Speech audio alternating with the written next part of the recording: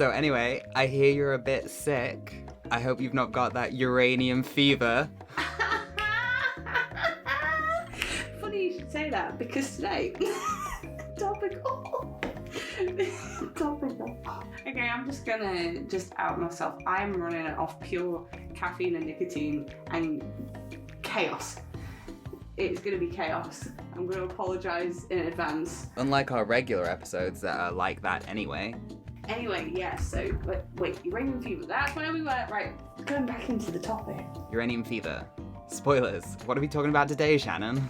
Talk about how humanity just shouldn't be here still, because we used to put radium and radioactive chemicals into things like cosmetics and energy drinks, and we're going to go into that today. That's what we're going to do. Whoa, things like... Did they put it in watches too? We're going to get into it. Okay. I mean, I've just got, like, Floor All Out music in my head pretty much on repeat because of this topic, so... Basically, yeah. I do just want to...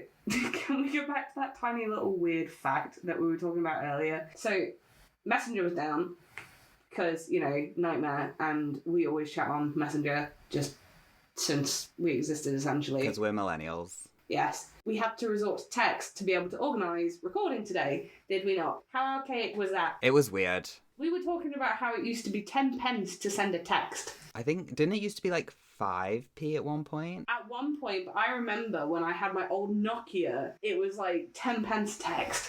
Straight off your credit. And it was like, was it 3p per minute on a call? Yeah. And now I don't text at all. No, and you were talking about how, like, that's why text language was invented, because, like, text had, like, character limits as well, that you could only send... Yeah, I think you could have 32 characters to a text, otherwise it went on to a second text, and who has that kind of money? 20p per text? No one has that kind of money. But yeah, I just thought that would be a weird fact that we were talking about earlier that made me laugh, and I was like, that's going to blow some people's minds that it used to cost 10p, and... That was like... 10p for 32 characters is quite high, considering that, like, a phone contract a month can be, £10 for unlimited everything. It's very high. That's what I'm saying. Well, think about it, right? So, you used to have pay-as-you-go, usually. Most people did. Contracts didn't seem to be as common as they are now, like, unless you were, like, a businessman, you didn't really need a contract phone. With your BlackBerry. I love my BlackBerry. Do you remember BBM? Yeah, I remember BBM. I love my BlackBerry too. So needless. The buttons were so small. I know, they were so small. But yeah, I would love that phone again. Without a doubt. Yeah, so you used to get like £10 worth of credit. You used to end up working out in your brain, £10 worth of credit is like blah, blah, blah, blah text. Because you get blah, blah, blah, a minute and blah, blah, blah, and you're there like desperately trying to work out. And then that horrible moment when you'd think you had enough messages between you and your friends. And suddenly it'd be like... You've got one text left, who are you going to send it to, and what T are you going to spell, and it's like, oh. Yeah.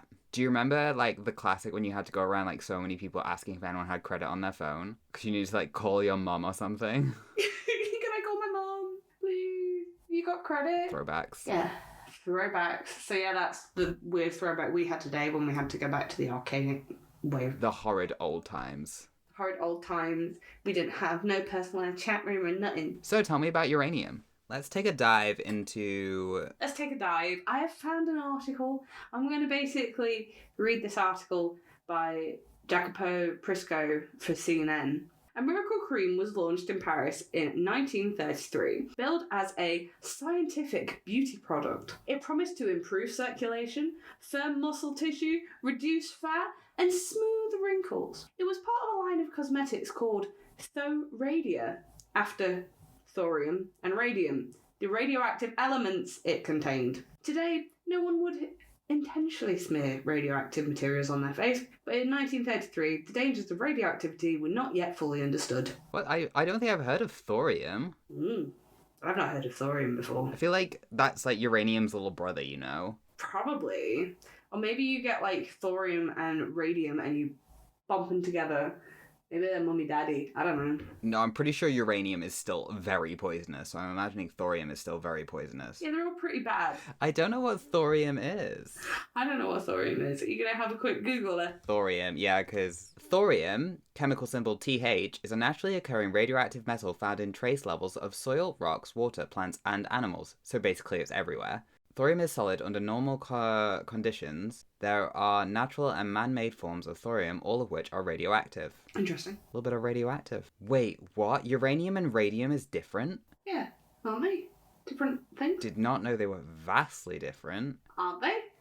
Aren't they? Radium, symbol Ra, chemical symbol Ra, is naturally occurring radioactive metal. Radium is a radionuclide, probably not how you say that, formed by the decay of uranium and thorium in the environment. Okay, so radium is decay of uranium and thorium. Wait.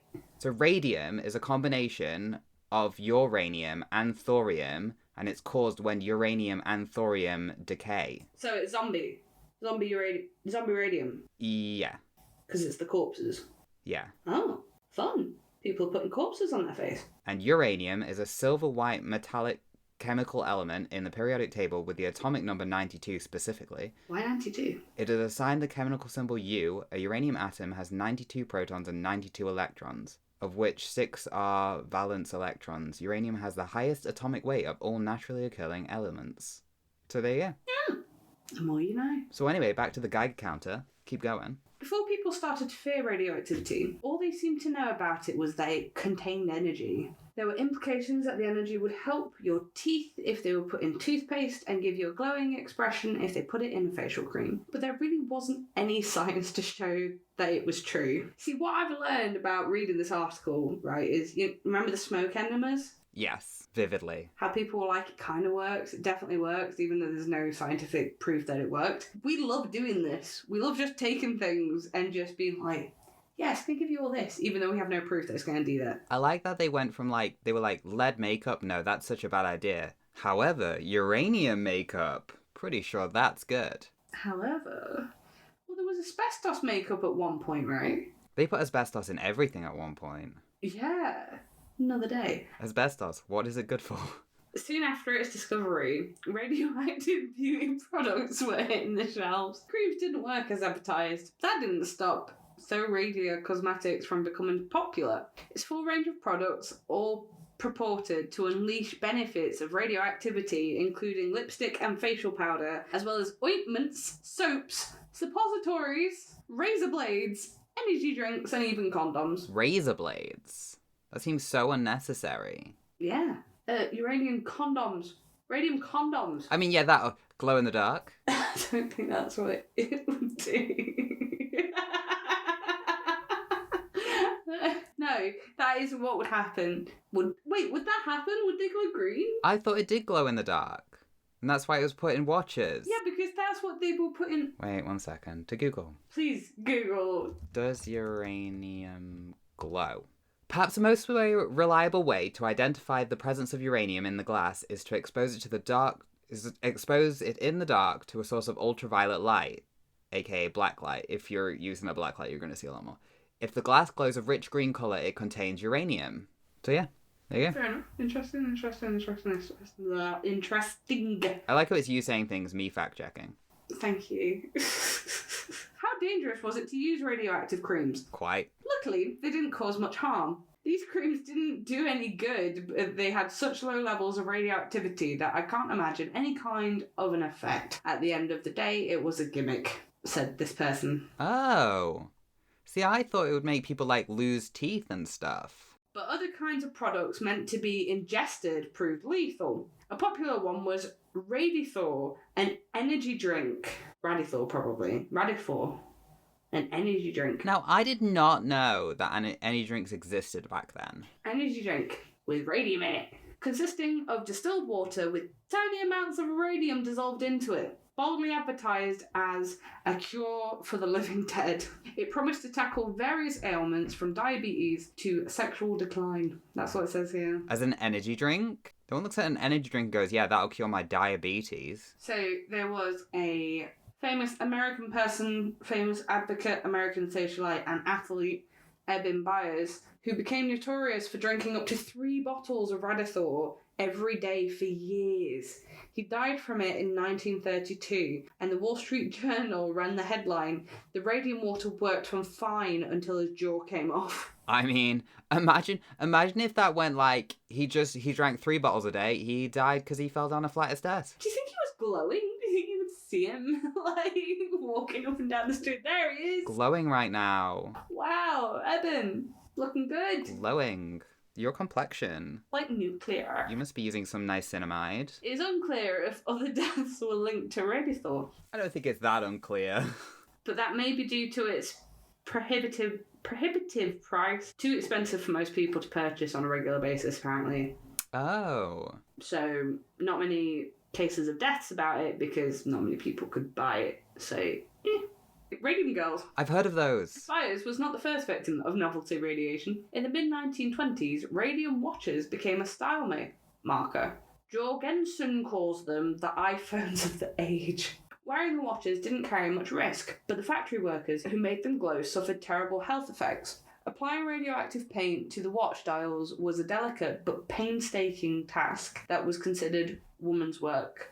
These radium girls, as the workers came to be known, were instructed to keep the brushes pointed using their lips.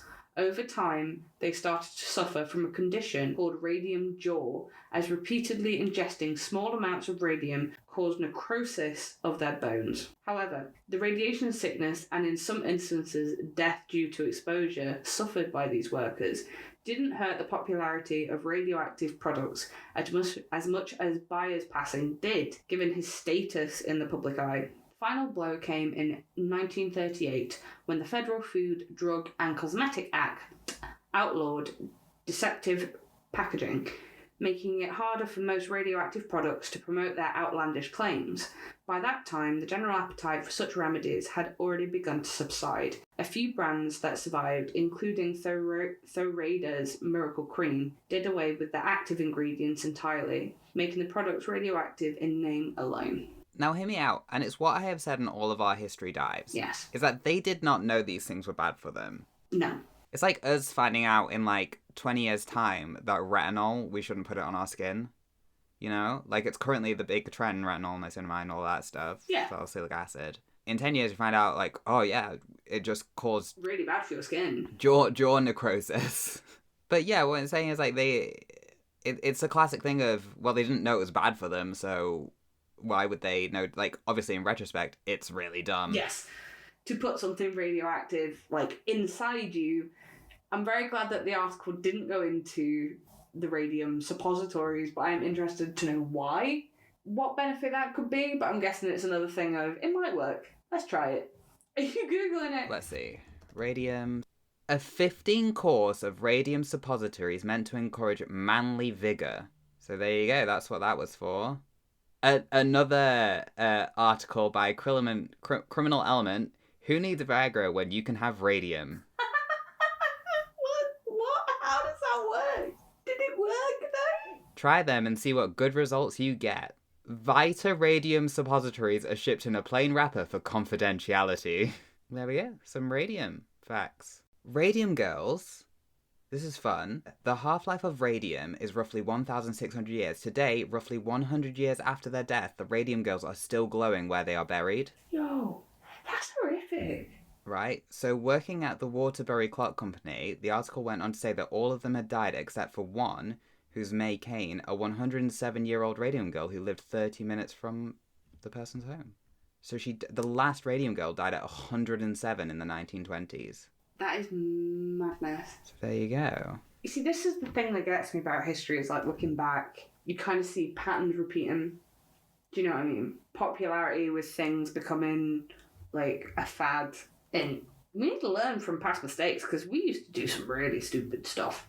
I mean, you know, the famous phrase of history doesn't repeat itself, it rhymes. So Not heard that ever. I swear, history doesn't repeat itself, but it often rhymes. Mark Twain. I feel like I'm the only person. He was an American writer and humorist. I know who Mark Twain is, but I didn't know the quote. I feel like we should have probably mentioned Marie Curie in this one. Let's do a quick Marie Curie. Help me, I'm suffering. Okay, so Shannon's deep dive is being helped because she's really, really ill. I have got a cold. So, Marie Curie. Thank you. Yes, please tell me. Marie Curie, the amazing lady. So Marie Curie, very famous lady. A lot of people know about her, obviously. She was Polish and naturalized French physicist and chemist. She was the first woman to win the Nobel Prize, and she was the first person to win it twice, actually, as it turns out. Ooh, her husband, Pierre Curie, was a co-writer of her first Nobel Prize, making them the first ever married couple to win the Nobel Prize and launching the Curie family legacy of 5 Nobel Prizes in their family. Right, so basically, what she was famous for was obviously radioactive stuff. She poisoned herself with it, I believe, because she did a lot of amazing stuff. Because she was such a busy woman and she did so much, it's quite hard to find quick facts, and I'm not willing to do a deep dive whilst we're recording. All of her things, like her papers, her furniture, even her cookbooks, are still classed as radioactive. And I think her notebook will be radioactive for 16,000 years. Yo! So, like, if people want to research it, like, they have to full on hazmat suit it out to be able to even go look at her notes. That's madness. Yep, about 16,000 years. So that's when radiation will stop emitting from her notebooks. She used to carry around a bottle of radium, I believe, which is obviously why she was so radioactive. She was like a very radioactive person. During World War I, Curie promoted the use of X-rays. She developed radiology cars, which later became known as Petit Curies, to allow battlefield surgeons to X-ray wounded soldiers and operate more accurately. She believed scientific research was a public good and championed its utility. She and her husband had discovered that radium destroys disease cells faster than healthy cells, and thus that radiation could be used to treat tumours. So that's really cool. Really cool stuff. She did, like, quite a lot. It's mad the impact that one singular lady's had on humanity when you think about it. The Curies did not fully appreciate the dangers of radioactive materials they handled. Pierre Curie gave himself a lesion when he purposely exposed his arm to radium. Wurzelhaver was working for years in a poorly ventilated shed isolating radium salts from tons of pitch blende ore. I was taught that the way of progress was neither swift nor easy. Marie Curie. Beautiful. Radium. I found out some stuff. I feel like we've crawled out through the fallout. Survived. We're a bit all over the place because Shannon's super feverish, and I tried to do as much research as I could. So that's been the episode. I've been Luke. That's been Shannon, who's really sick, so cut us some slack. Maybe we'll go back on uranium at some point and do a bit of a better deep dive. I will redeem myself. You know, sometimes life happens, and if you like what you heard, please rate, review, subscribe. Check out our Instagram, Caffeine Out of Minds on Instagram. Check out our YouTube, Caffeine Out of Minds on YouTube. Check out all our other projects as well. Bye. Bye. Bye. Hey everyone, this is post-credits Luke, bonus bits Luke. Just so you know, every episode now has bonus bits, little secret extras, bits that are cut out, bloopers, and goofs and jokes that can all be found. I need you to breathe. That can all be found on the Caffeine Addled Minds webpage. That is caffeineaddledminds.co.uk. So head over to the internet browser. That is a browser on the internet. Type into the little search bar caffeineaddledminds.co.uk. On there, you will find all the bonus bits, all the extras, all the bloopers. Each episode has got one. There's stuff from the original starter episodes, all the Halloween bloopers. There's so much stuff, so head over to caffeineaddledminds.co.uk and here's a clip from hopefully this episode. So, on April the 20th, 1902... Wait, I'm just, Google, this is news. Cambridge academic escapes toilet using eyeliner and cotton. Yeah, I gotta know what happens. After dark. Pay to hear more. Join the cult. Join the cult? We're not a cult. It'd be good though. Yet. Yet. caffeineaddledminds.co.uk